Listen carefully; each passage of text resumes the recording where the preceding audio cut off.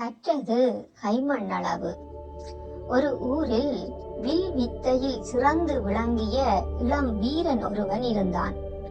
அவன் புகழ்பெற்ற வில்வித்தையில் சிறந்த ஒரு எண் துறவியை பற்றி தெரிந்ததும், தன்னை விட இந்த உலகில் யாரும் வில்வித்தையில் சிறந்தவராக இருக்க முடியாது என்று அந்த துறவியிடம் சென்று தன்னுடன் போட்டியிட்டு ஜெயிக்க முடியுமா என்று சவால் விட்டான்.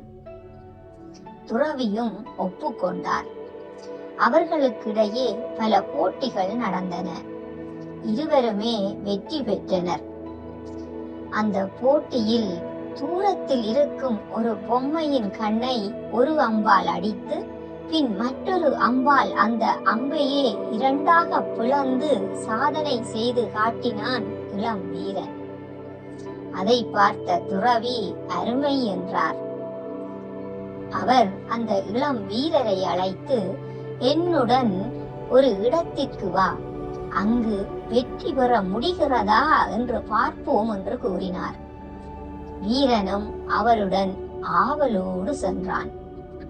துறவியோ அவனை பெரிய மலை சிகரத்திற்கு அழைத்து சென்றார். அவனிடம் 2 மலைகளுக்கிடையே போட்டிருக்கும் சிறிய மரப்பாலத்தின் நடுவில் நின்று தூரத்தில் ஒரு மரத்தில் இருக்கும் கனியை அடிக்க வேண்டும் என்று சொன்னார். அந்த பாலமோ ஒருவர் மட்டுமே செல்லக்கூடியதாக, பாலத்தின் கீழே பார்த்தால் பாதாளம், விழுந்தால் மரணம் என்பது போலிருந்தது. அந்த துறவி பாலத்தின் நடுவே சென்று தன் அம்பை எடுத்து அந்த பழத்தை சரியாக அடித்தார்.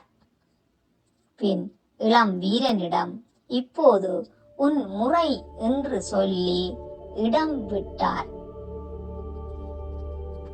அவனுக்கோ கை காலெல்லாம் உதறியது. அதனால் அவனால் அந்த பழத்தை சரியாக அடிக்க முடியவில்லை.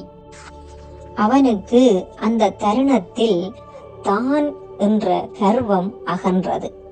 கற்றது கைமண்ணளவு, கல்லாதது உலகளவு என்பதை அவன் புரிந்து கொண்டான். நண்பா, நான் தான் பேசுறேன், தெரியுதா? தயவு செய்து சப்ஸ்கிரைப் பண்ணுங்க.